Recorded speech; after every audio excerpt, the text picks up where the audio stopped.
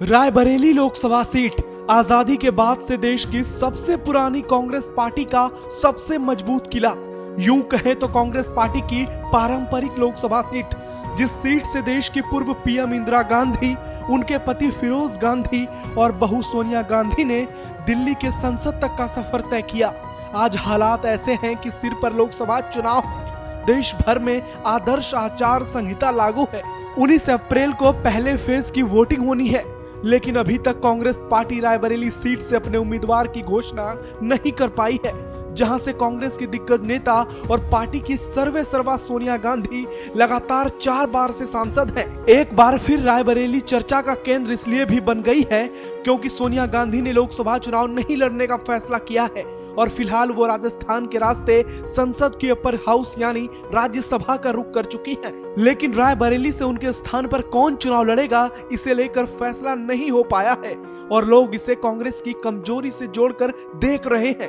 हालांकि बीजेपी ने भी रायबरेली से अपने उम्मीदवार का ऐलान नहीं किया है, भले ही वो इस बार यहां से रिकॉर्ड जीत का दावा कर रही है, लेकिन सवाल ज्यादा कांग्रेस से पूछे जा रहे हैं क्योंकि सीट पर कांग्रेस का कब्जा पिछले कई दशकों से है।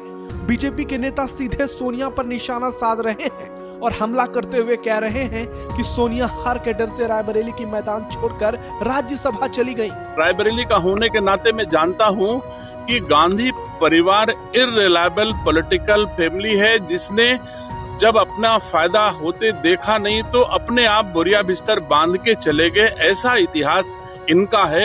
एक तरफ बीजेपी जहां सोनिया गांधी पर लगातार ताबड़तोड़ हमले कर रही है, वहीं दूसरी ओर कांग्रेस नेता सोनिया और कांग्रेस का बचाव कर रहे हैं। आदरणीय श्रीमती सोनिया गांधी जी ने एक अपने गांधी नेहरू परिवार का जो हमारा 5 पीढ़ियों का जो रिश्ता है, उन्होंने अपने परिवार को एक पत्र लिख करके कहा है कि चूंकि रायबरेली ने हमारे ससुर माननीय फिरोज गांधी साहब को, सास इंदिरा गांधी जी को और उसके बाद गांधी परिवार और फिर हम 2004 से हमारे साथ रायबरेली के लोगों ने अपना पारिवारिक रिश्ता निभाया है, बराबर वो चुनते आ रहे हैं। तो उन्होंने कहा कि जो स्वास्थ्य कारणों के कारण क्योंकि मैं अब सीधे रायबरेली से नहीं जुड़ पा रही हूँ, लेकिन जो हमारा इस पारिवारिक रिश्ता है वो और प्रगाढ़ होता रहेगा। कांग्रेस नेता का कहना है कि सोनिया की जगह प्रियंका या राहुल में से कोई रायबरेली से चुनाव लड़ सकता है।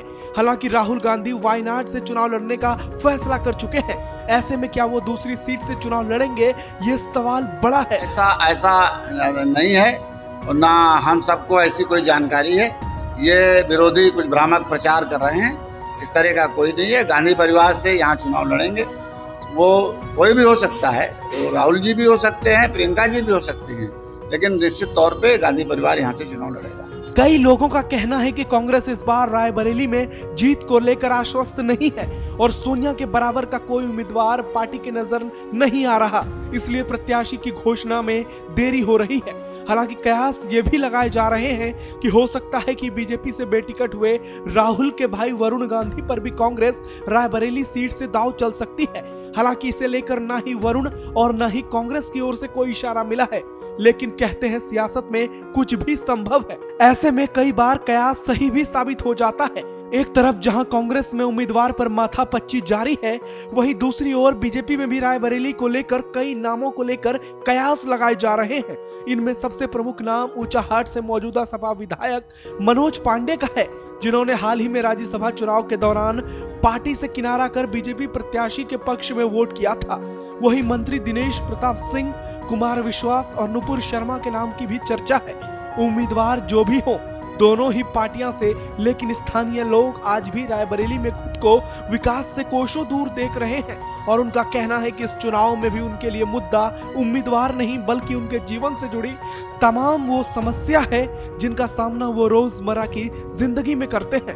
हम लोग तो भूखे मरते, हम लोग काम करेंगे तभी खाना मिलेगा, रहने के लिए कोई सुविधा भी नहीं है, हम लोग छपड़िया में रह रहे हैं। इस समय बहुत बेरोजगारी है और बहुत परेशान है हम लोग। बेरोजगारी, कोई पेपर सही से हो नहीं रहा, जो भी पेपर होता है वो लीक हो जा रहा है, ना पेपर सही से आ पा रहे हैं। जो भर्तियाँ आती हैं उतनी ज़्यादा वैकेंसियाँ नहीं आती हैं। रायबरेली के स्थानीय लोग इस बार के चुनाव में अपना साथ किसे देंगे, ये तो आने वाला वक्त ही बताएगा।